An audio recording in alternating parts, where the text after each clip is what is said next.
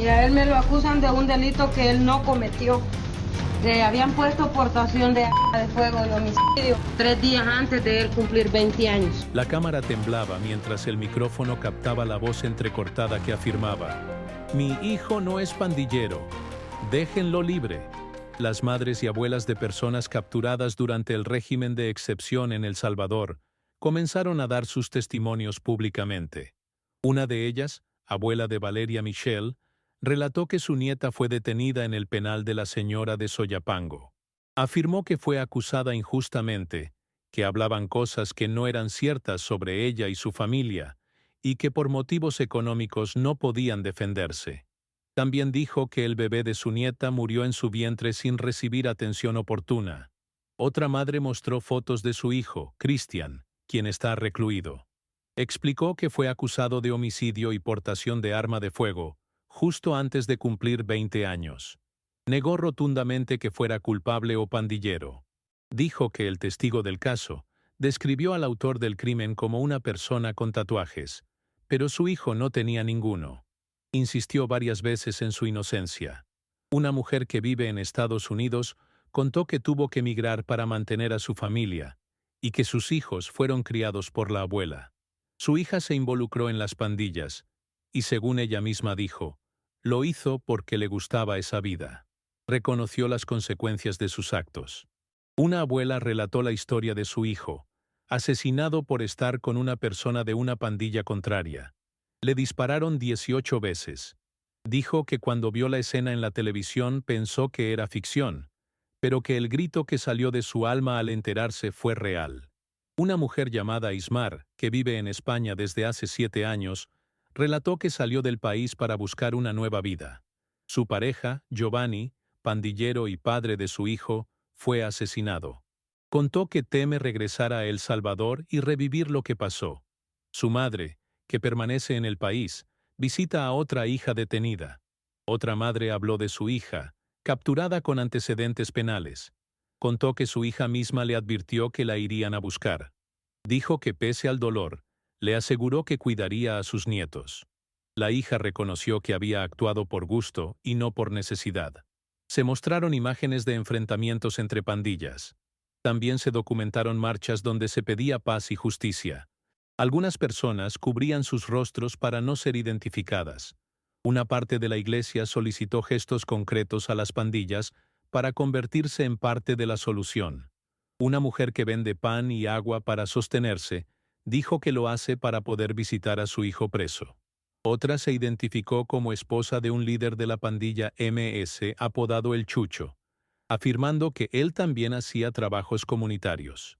En los testimonios se repitió la idea de que hay personas inocentes arrestadas, que los procesos judiciales no avanzan y que no hay posibilidad de defenderse. Muchos familiares dijeron tener miedo de las autoridades y afirmaron que no podían hablar libremente por temor a represalias. Una mujer, marera salvadoreña, dijo que los peores enemigos eran las propias autoridades del país. Otra agradeció al presidente por luchar por las nuevas generaciones. Personas mayores expresaron esperanza de que sus nietos pudieran vivir en un país distinto. Una madre dijo que sentía que su hijo ya no era el mismo tras la prisión. Una psicóloga penitenciaria afirmó bajo anonimato que había casos de depresión profunda y suicidios. Muchos de los testimonios enfatizaron que los errores se pagan, pero que hay derechos que deben ser respetados. También hubo quienes dijeron que apoyaban las acciones del presidente y que se sentían agradecidos por el cambio. Sin embargo, las denuncias sobre abusos, detenciones arbitrarias y la imposibilidad de defenderse continuaron multiplicándose entre las familias afectadas. Las voces de denuncia no se quedaron en los testimonios individuales. Samuel, uno de los familiares de detenidos, hizo un llamado a organizarse. En sus palabras, la denuncia en la calle tiene un gran peso. Con los rostros cubiertos por miedo a represalias, varias personas comenzaron a reunirse para compartir sus historias. No hablaban de una organización formal, sino de acompañarse en el dolor. Muchas madres y abuelas decían lo mismo. Esto que me pasó a mí, le puede pasar a cualquiera. En redes sociales las historias comenzaron a replicarse. Una mujer relató que su hija fue detenida por haber tenido vínculos con una pandilla en el pasado. Reconoció que su hija había cometido errores, pero cuestionó que se le castigara sin juicio, sin defensa, y dejando a sus hijos desprotegidos. Dijo que sabía que su hija tendría que pagar por lo que hizo, pero que también tenía derechos.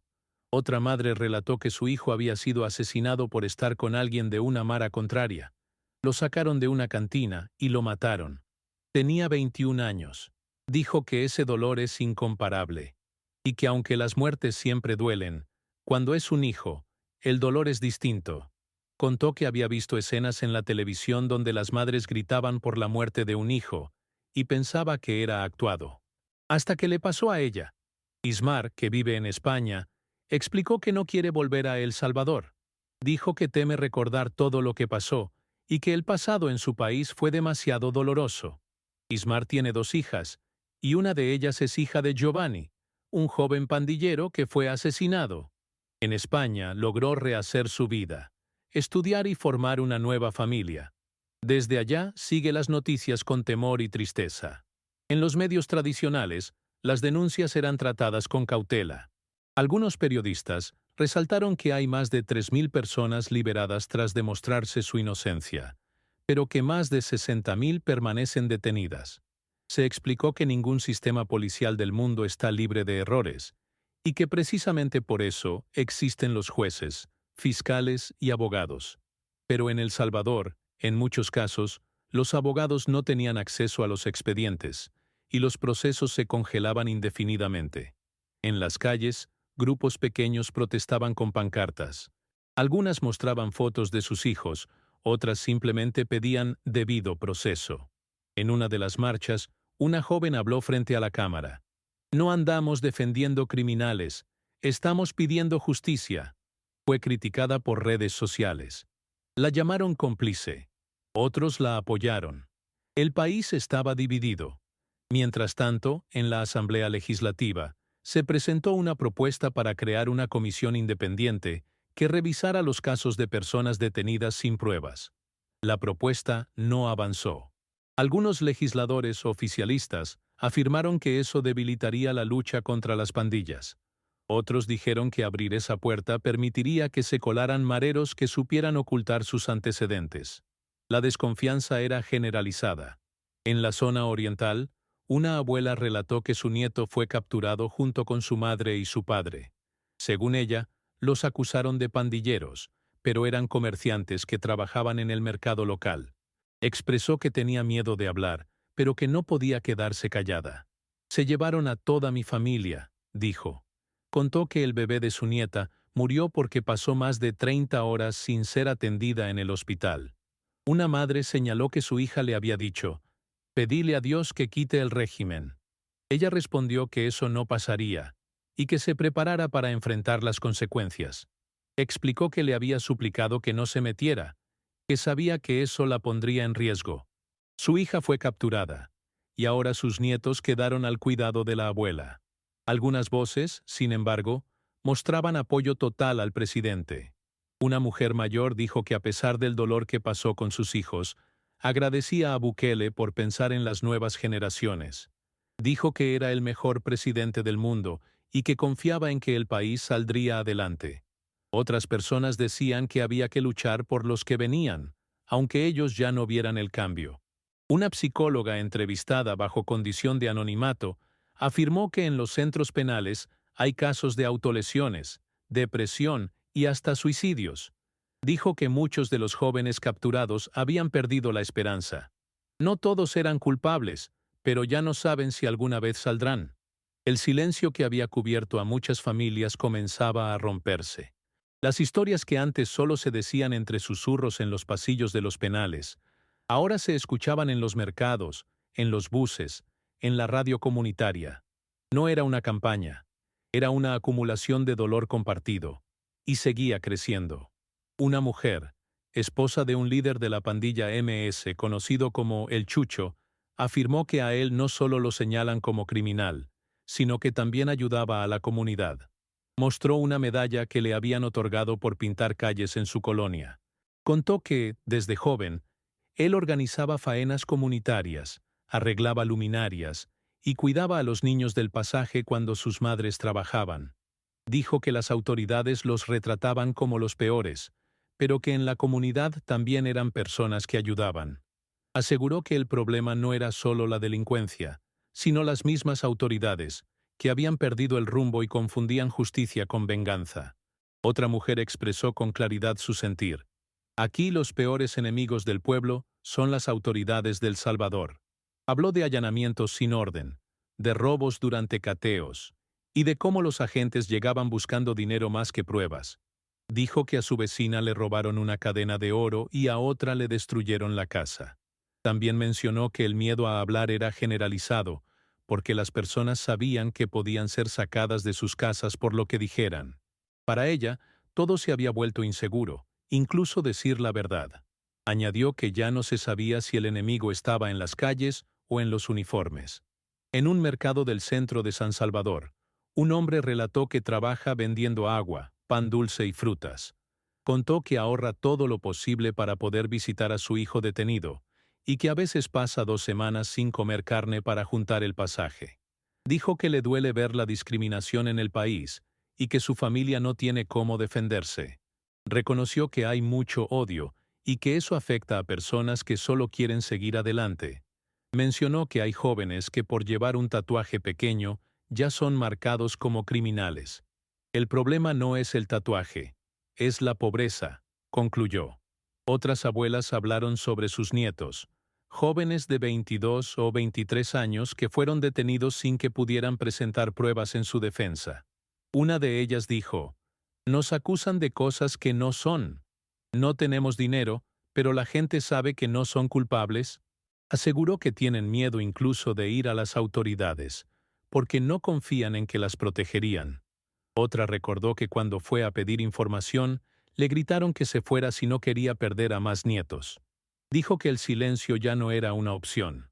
Una mujer que se identificó como marera salvadoreña dijo que muchas cosas que pasan quedan ocultas, que a menudo se culpa a personas que no tienen relación con delitos, mientras se oculta el papel de las propias autoridades en actos ilegales. Para ella, el sistema no estaba diseñado para proteger, sino para castigar sin distinción. Contó que había visto a jóvenes golpeados por la policía solo por estar en la calle después de las 6 de la tarde. Agregó que la violencia institucional había sustituido a la delincuencia. A pesar de todo, muchas personas seguían apoyando al presidente Nayib Bukele. Una mujer mayor, bisabuela, dijo que nunca había visto a un presidente tan comprometido con el pueblo. Lo llamó una bendición, y dijo que, aunque su generación ya estaba de salida, luchaban por las nuevas generaciones.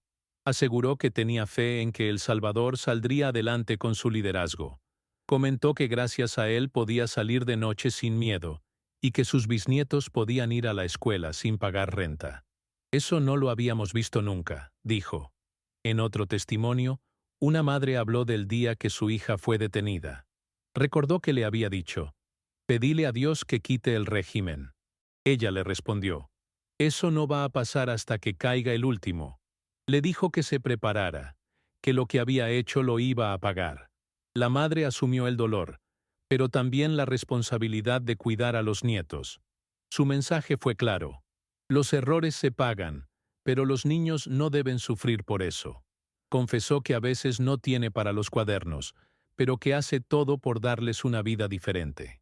El discurso oficial continuaba firme.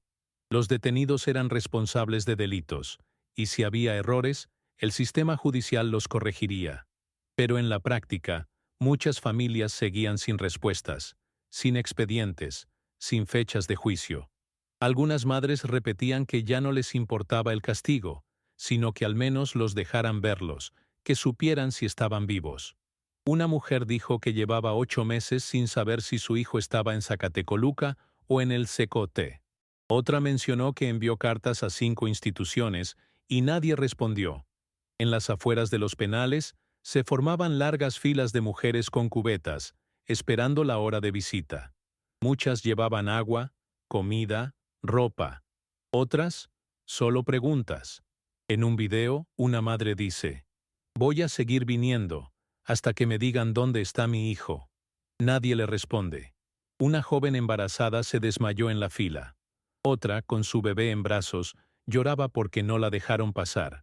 Dijo que el padre del niño ni siquiera sabía que había nacido. La narrativa oficial y los testimonios ciudadanos empezaban a chocar. Mientras el gobierno hablaba de éxito en la lucha contra el crimen, los relatos cotidianos mostraban un dolor sin nombre. La frase que más se repetía era: "No tengo cómo demostrar que mi hijo es inocente". En los buses, en los mercados, en los chats de madres, esa frase se convertía en oración. En una pared del centro de San Salvador, apareció un mural con los rostros de varias mujeres, ojos cerrados, rostros tensos. Al pie, una sola línea: "Nosotras también somos El Salvador". Fue borrado al día siguiente.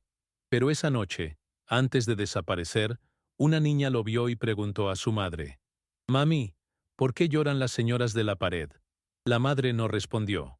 Solo la abrazó fuerte y miró hacia donde la pintura comenzaba a desteñirse. Al amanecer, otra mano ya empezaba a repintarlo.